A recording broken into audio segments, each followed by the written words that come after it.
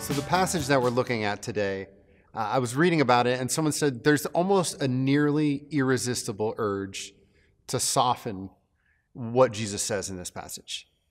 And as this young man, this rich young man comes to Jesus and he says, "What must I do to inherit eternal life?" And he's feeling really good because at first Jesus talks about keeping the commandments.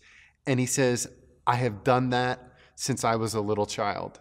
And I think he had to feel pretty good about himself because he was saying, like, I followed the rules, I followed the laws, like, stringently. I really followed them well.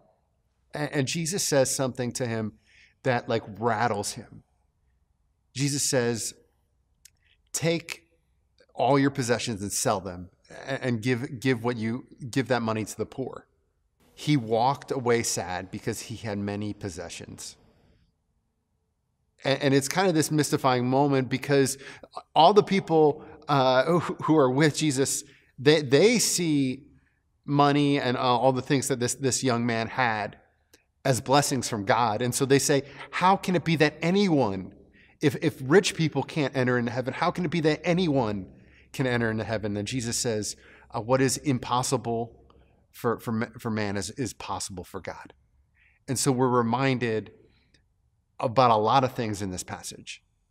First of all, we can't ever forget that Jesus was poor and that he fully identified with the poor.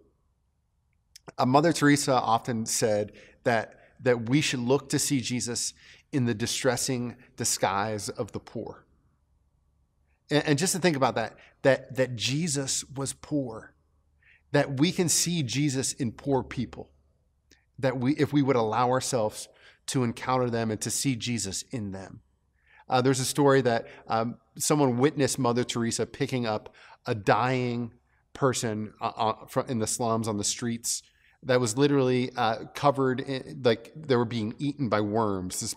It was just a gruesome sight. And she picked up this person and cared for them and loved them.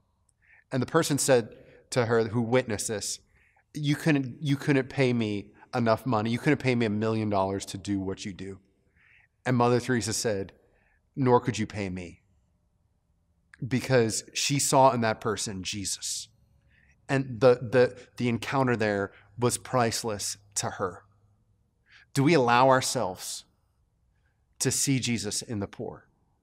Do we allow ourselves to recognize that God is calling us to love other people in radical ways? Why does this man leave so sad? He leaves sad because Jesus says if you want to inherit eternal life, that you have to give up. You have to surrender everything to Jesus. Jesus invites you, he invites me today to give him everything, to surrender all to him. Is there anything that we're holding back from Jesus?